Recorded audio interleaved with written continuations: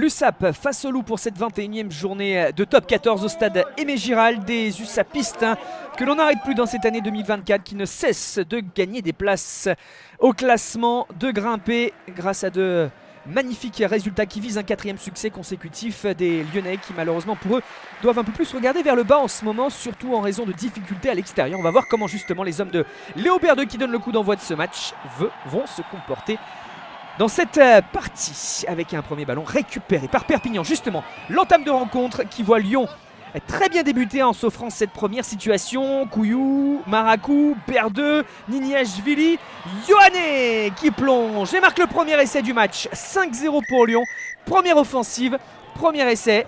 Ils sont récompensés, les trois quarts lyonnais. Ce n'est pas transformé. Réaction de l'USAP quelques instants plus tard avec ce ballon écarté sur l'aile droite. La passe du Pichot vers Tavité Veredamou, qui portait les couleurs du Loup ces dernières saisons et qui là vient marquer le premier essai de l'USAP dans cette partie, transformé par McIntyre.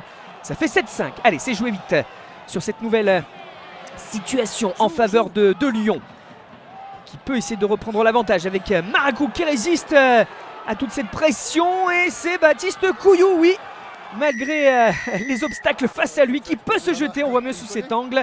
Intéressant. Deuxième essai de Lyon, pas transformé. Et Lyon repasse devant, à moins que, encore une fois, l'USAP ne puisse réagir avec McIntyre, oui, qui peut trouver la brèche après le travail de Duguy Valou aussi, qui a mis dans l'avancée. Deux essais de chaque côté, mais au jeu des transformations avec McIntyre, ça fait 14-10. Encore un quart d'heure à disputer dans ce premier acte. Ultra rythme, mais il se passe beaucoup de choses. Avec cette pénalité signalée. Et la McIntyre ajoute 3 points. Premier break, 17-10. Avec cette fois-ci la réponse du Loup sur une offensive avec un coup de sifflet de l'arbitre. Autre pénalité. Les 3 premiers points de Berdeux au pied. 17-13. Il reste 5 minutes dans ce premier acte. Pozzolo, Tulagi. Ballon tombé, mais encore une pénalité pour McIntyre. 20-13.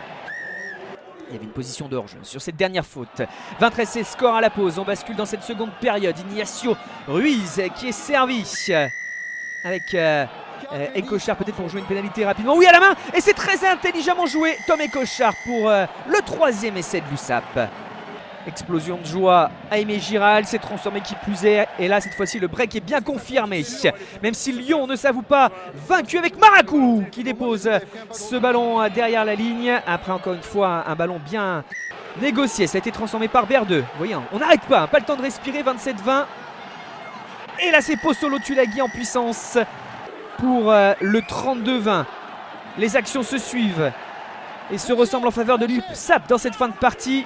12 minutes encore à faire, et là cette fois-ci c'est Pietro Ceccarelli qui inscrit un nouvel essai transformé par Jake McIntyre. 5 minutes, 75e. Pour l'instant, l'USAP peut croire au point de bonus offensif, d'autant que Sadek Dekmash vient aplatir cet essai qui fait basculer l'USAP dans ce bonus. Et les Lyonnais qui dans cette seconde période traversent ces 40 minutes avec du déchet dans leur jeu, voit Duguy Valou ne pas être arrêté et l'USAP conforter ce point de bonus offensif. 49-20.